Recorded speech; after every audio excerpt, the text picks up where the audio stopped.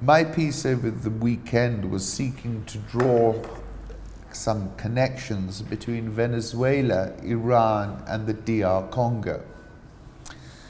I started my week interviewing the Portuguese writer Maria João Lopo de Carvalho about Luís de Camões and her book, which followed his 16th century journey from Portugal to Macau via boat, which stopped at the Cape of Good Hope, Mozambique, Mombasa, Malindi, Oman, Hormuz, Goa, Sri Lanka, Malacca. And through Maria, I was introduced to the poetry of Camões, who am I now discovering. Time changes and our desires change. What we believe, even what we are, is ever changing. The world is change, which forever takes on new qualities. And in that intrepid spirit of Camões and of casting our eyes wider and toward far horizons, I wanted to look at three fluid and fast-moving scenarios. Let's start with destination Caracas, Venezuela. Here, years of sanction warfare, and the last article I wrote was August 2018, Trump seems to be relishing his financial warfare strategies. Maduro in Venezuela has been attacked by a remote-controlled drone. Accompanied with rank mismanagement, has brought the country to that Hunter S. Thompson brink. The edge, there is no honest way to explain it, because the only people who really know where it is are the ones who have gone over.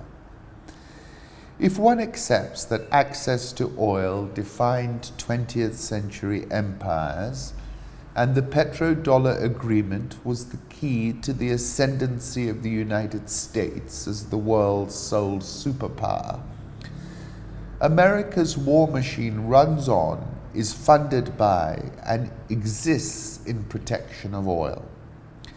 Threats by any nation to undermine the petrodollar system are viewed by Washington as tantamount to a declaration of war against the United States of America.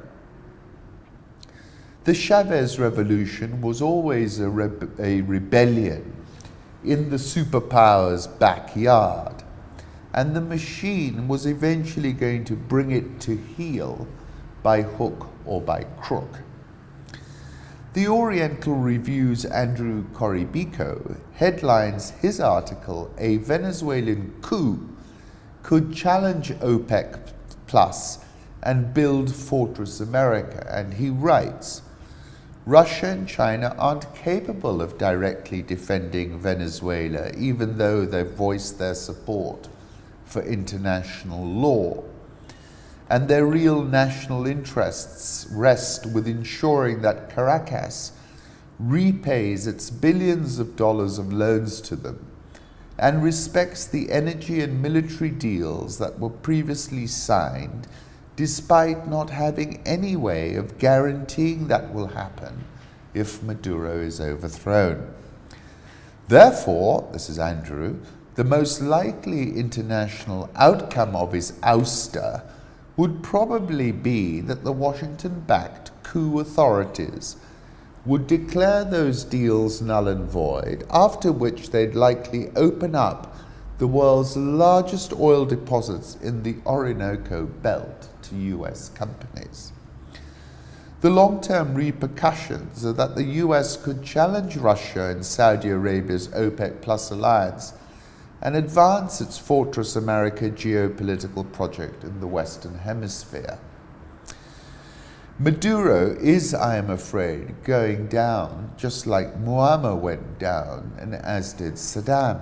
Last week also marked 40 years of the Islamic Revolution, where the mercurial, enigmatic, and often cryptic Ayatollah Khomeini returned from exile to Tehran and upended the once fabulous peacock throne of Shah Reza Pahlavi, who spent his final days looking out to sea in Panama because none of his erstwhile allies would give him safe haven. For 40 years, the US has sanctioned Iran, and as long as he fought the Ayatollah, Saddam lived. As much as Chavez's Bolivarian revolution was to American hegemony, so has been Khomeini's and now Khamenei's Iran. Barack Hussein Obama tried to recalibrate things, but that was a momentary counter-trend moment. Clearly, the US has ratcheted up the pressure, but the theocrats have held firm, and Europe threw them a bone last week with the special purpose vehicle designed to facilitate essential commerce, food, medicines, and the like, via trading in euros. What explains Tehran's resilience? It is a prize that remains beyond Washington's grasp for now. Finally, events in the DR Congo, whilst oil and the petrodollar economy underpinned US power projection, the DR Congo, with an estimated 60% of cobalt supplies, possibly the new oil, might well represent the future. In an extraordinary plot twist, President Kabila invested a losing candidate, Felix Tshisekedi, with the presidency, and the US hardly raised a murmur. I think the most startling thing is how quickly we have shifted from a discussion about the integrity of the electoral process to sweeping all these very serious and credible allegations of electoral fraud under the carpet, said Jason Stearns of the Congo Research Group. And I concluded by saying maybe Dan Gertler is the puppeteer in Washington, and that the White House is very transactional. This is a photograph of Ayatollah Ruhollah Khomeini arriving in Tehran after returning from exile on the 1st of February 1979. The Venezuelan general is urging the military to disavow Maduro as the opposition staged rallies over the weekend.